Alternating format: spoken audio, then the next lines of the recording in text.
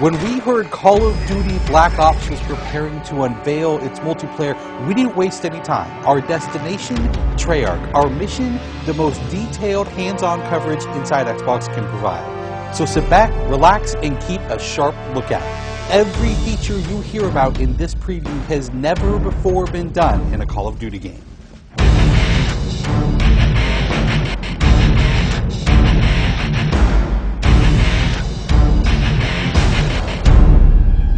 We begin where the multiplayer trailer for Black Ops left off, with theater mode.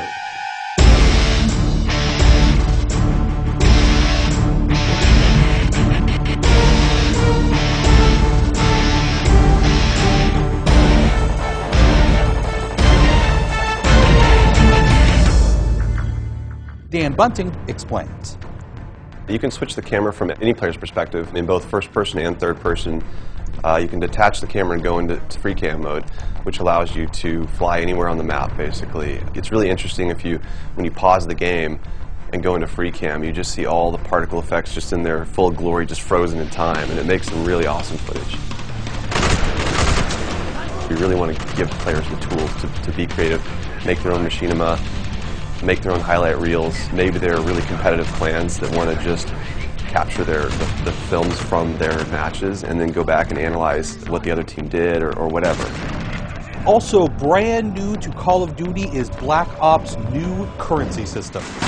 We put the currency system into Black Ops Multiplayer principally because we felt like it'd be a very interesting way to engage with all the unlocks that you've been getting. So one of the things that's really fun about currency is instead of being specifically told at a specific level what you're going to get, we're unlocking features by level, but then once the feature is unlocked, you can purchase any component of that feature with the currency directly. Of course, when you got a little currency jingling in your virtual pockets, nothing feels better than putting it on the line against your fellow players.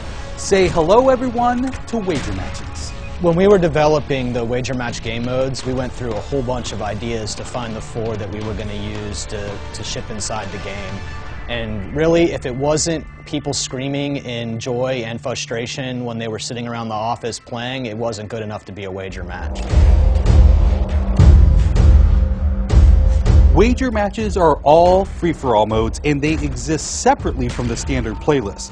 They include game modes like Gun Game, where you're in a race to score a kill with 20 different weapons, beginning with pistols and advancing through ever more explosive weaponry.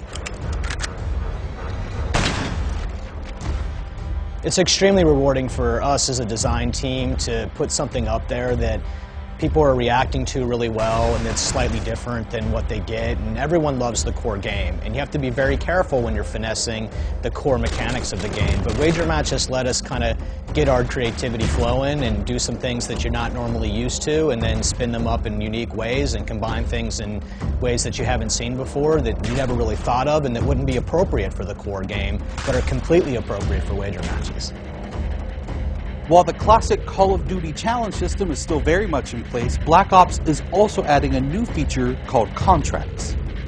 Right, so if you're using the contract system, you actually have to put up a little of your own currency in order for a bigger payday. And depending on the contract, some contracts pay XP, some pay more currency, some pay both. But they're all time limited, and it's game time limited, so you have to go to work to accomplish that contract within the time period in order to get paid. It's different from the challenges, in so much that the challenges some players like to use very aggressively, and they map out their path through the challenge system in order to maximize their XP gains, in order to level faster. And then a whole nother set of players uses the challenges sort of passively. They're there, when you get them they feel good, but contracts gives you a way to directly engage with the content inside the game. It says, hey, I'm an SMG guy, I want SMG-based contracts, I'm going to chase my contracts, and I'm going to get paid. And that's fun.